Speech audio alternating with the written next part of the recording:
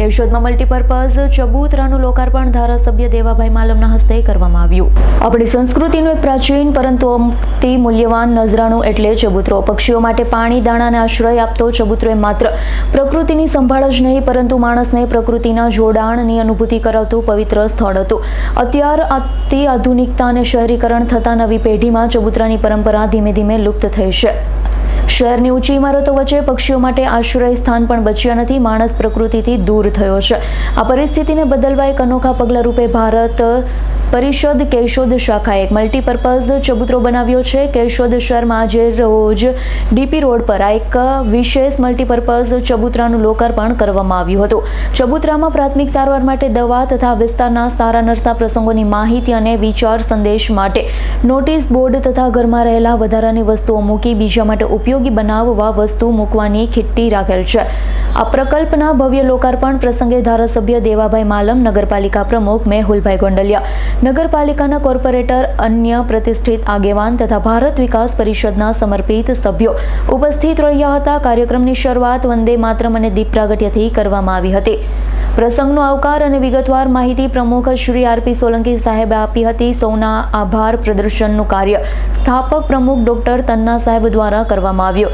સમગ્ર કાર્યક્રમનું સંચાલન જાણીતા એનાઉન્સર ડોક્ટર ભૂપેન્દ્રભાઈ જોશીએ કર્યું। પરંપરા અને આધુનિક વિચારધારાનું અનોખું સંકલન રૂપ આ ચબૂતરા સંસ્થાના સભ્ય દિનેશભાઈ સિદ્ધપરાએ બનાવેલો છે, જે માત્ર પક્ષીઓના આશ્રય જ નહીં પરંતુ સમાજની એકતાનું કેન્દ્ર બનશે।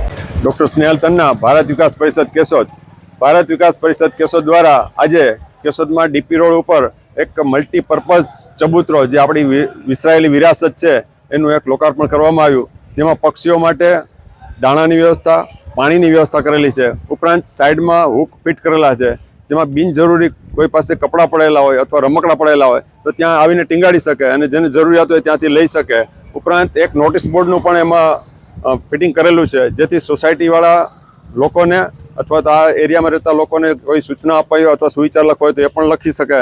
આ ઉપરાંત એમાં એક ફર્સ્ટ એડ બોક્સનું પણ ફિટ કરેલું છે, જેમાં રૂટીન જે આપણી બીમારીઓ છે એની પ્રાથમિક સારવાર માટેની દવાઓ રાખેલી છે। શરદી, ઉધરસ, ઝાડા, ઉલટી, એવા એસિડિટી વગેરે માટેની દવા રાખેલી છે।